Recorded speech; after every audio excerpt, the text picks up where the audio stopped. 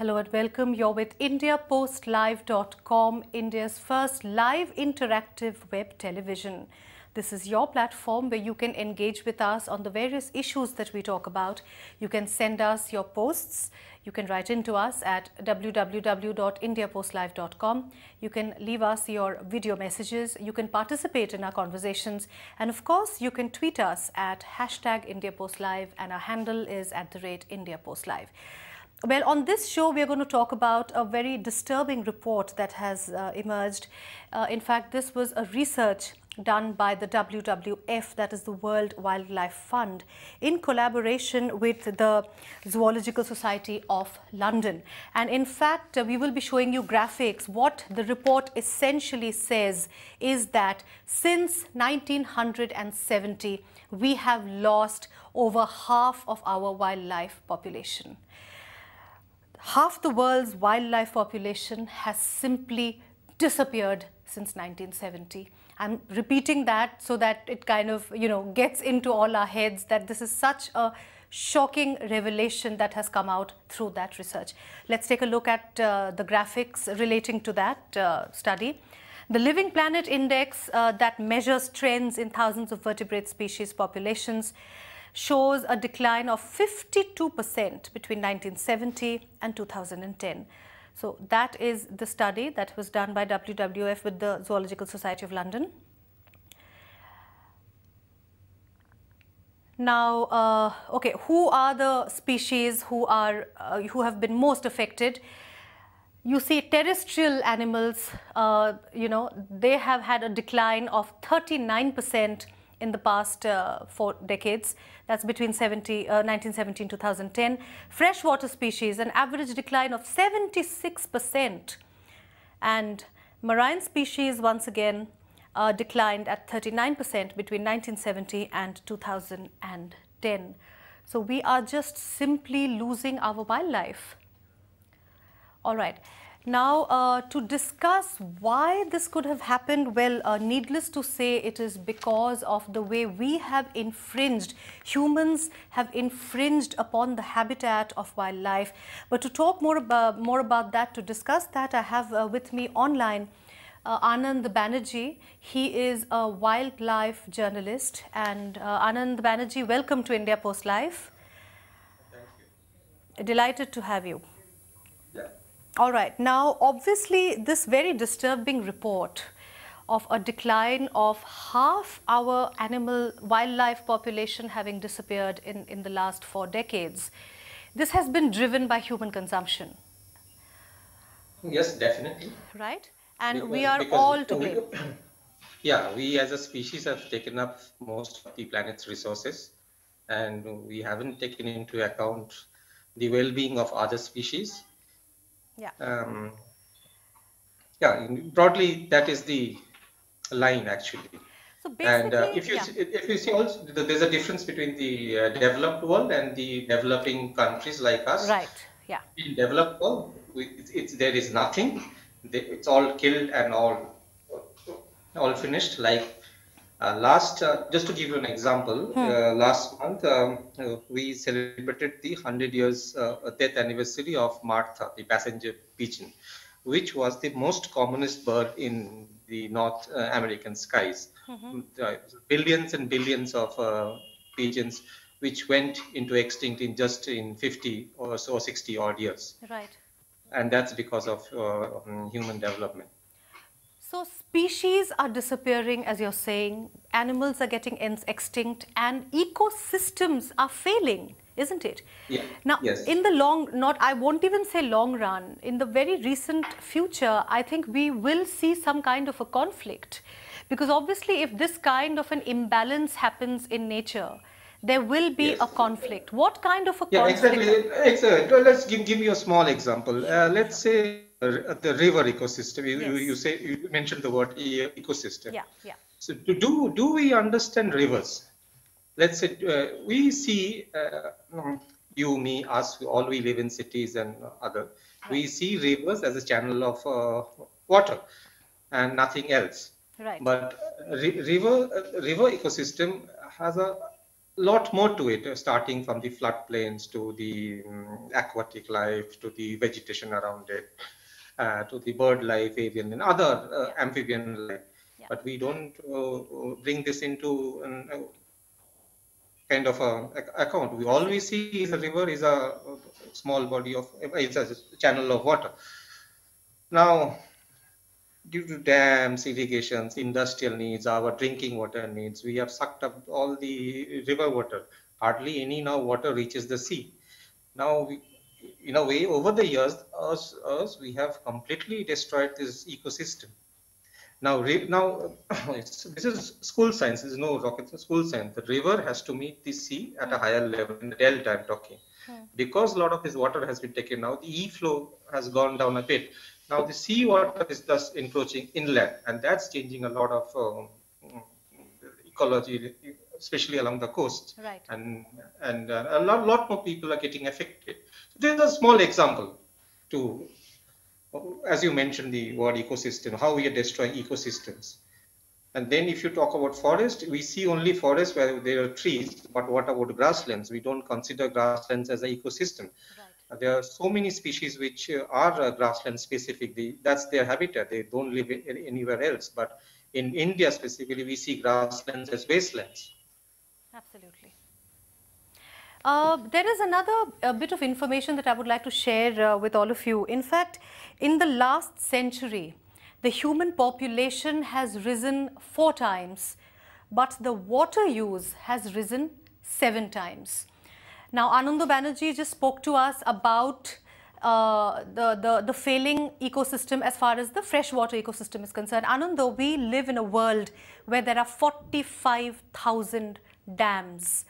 So what we have done is we have sliced the rivers, and that has also led to a failing of the freshwater ecosystem, is it not? Yeah, so as soon as you stop a river, you are changing not only its course, but a lot of the ecosystem as a whole. You are just altering the ecosystem. But in hindsight, we notice all this when the damage is done. That's the tragedy. Right. All right. Now, before we move on, let me, just show you an infographic on what the primary threats are, as per the research that came out, coming up on your screens right now. The primary threats to living planet index population. The biggest, of course, as Ananda also agrees, is exploitation, and then comes habitat degradation. As I was saying, this is in a percentage. You can see it's a pie chart. So 37% is exploitation, 32.4 is habitat degradation. So basically, human consumption is what has essentially led to this threat. 13.4% is habitat loss. Of course, when you're changing ecosystems, there will be climatic changes. 7.1%. Invasive species is 5.1, pollution is 4, and disease is 2. But you can see very clearly there, the primary threat is exploitation and degradation of habitat. Destruction of habitat, and that is something that us humans have done. Okay, Ananda, there was another very interesting thing that you started talking about, and that is how maximum decline in wildlife has been seen in low-income developing countries. That is recent. That is recent because all developing nations aspire to be the developed nations. So there's this huge surge in development activities. Right. And that, like we have lost, if you see from 1982 to the recent, there's a CSC report which says that we have it's a phenomenal loss of forest cover. Even like last year, there was an RTI file where like 135 hectares of forest we lose every day. That was the kind of thing we got. All right. All right, let me bring in now Alka Tomar. She is the CEO of Innovative Global, and she joins us online as well. Ma'am, good evening, and thank you so much for joining us on India Post Live. Good evening, good evening. I'm sorry that I just got late to join you guys. That's all right. Ma'am, we are discussing this very, very disturbing report that this research study by WWF in collaboration with the Zoological Society of London has come out with. Yes. 52% decline in wildlife since 1970. Yes. That is this scary. shocking. It's shocking. Yes, yes. So I have with me Ananda Banerjee, who is a wildlife journalist, and we were just trying to. Ananda, Alka says hi. Hi, I know Alka very well. Okay, all right. We were just trying to understand the causes behind this. Of course, we have, the report itself has identified the prime cause. The way we have destroyed the habitat, the way we have, resorted to mindless exploitation of natural resources. We are talking of a world where there are 45,000 dams. So obviously, when it comes to freshwater habitat, a decline of 76% of freshwater animals. Yes. What is the solution? Can we now focus on solutions after you have joined us? Solution, I think, is very difficult to map solutions that way. And if we map also the growing demand that we have as population is growing, Right. and everybody is just, want to go for urbanization and want to be the developed country. I don't know what kind of solutions we can really be talking about.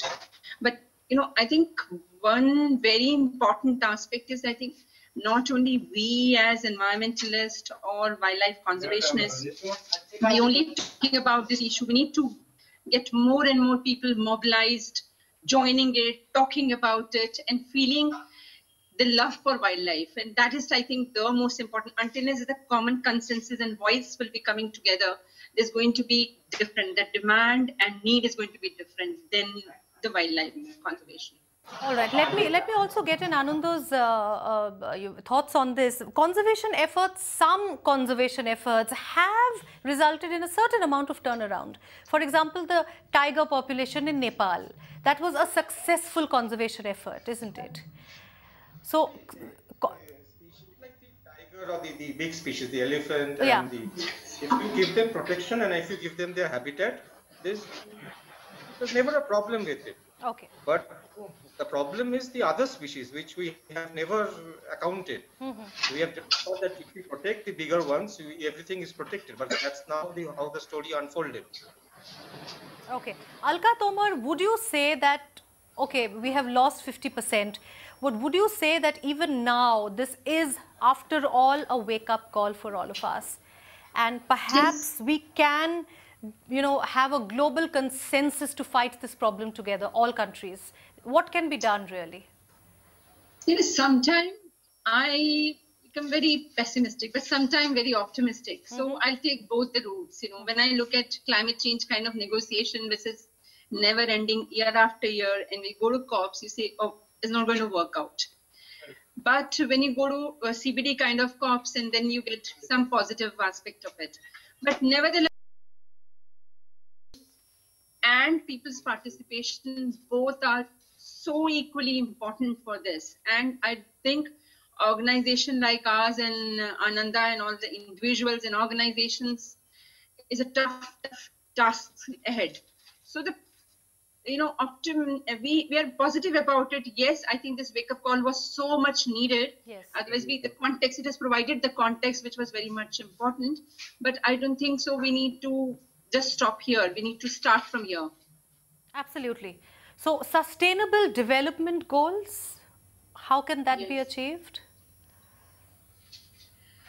I think it's a very wide, in fact, question, because, sustainable goals, how can it be achieved? We have just, I think, wrapping up, we're talking about Millennium Development Goals, and I think we haven't reached the way we wanted to reach there. The sustainable goals is like we just started. Yes. And still I'm saying the same thing, that each and everybody need to participate if we need to achieve our sustainable goals. A handful of people can't really put things together. The biggest threat is lack of political will among countries itself. Is that what you're saying? I'm saying both the things. One is the political will, very, very much important. Yeah. And because governments would like to be, the developing countries would like to be developed countries would like to be more richer, all that. They don't really see the solutions that countries like Norway and others have provided, that if you be sustainable, then also you can grow and you can be rich and you can be developed. But nobody wants to see those kind of things. And countries like us will keep on following industrial development, urbanization, will keep on doing that. If you see the kind of major projects cleared, they look at the kind of trends. It'll continue, and people like us will keep on fighting about it. Right, right. Anando, let me get your thoughts on that.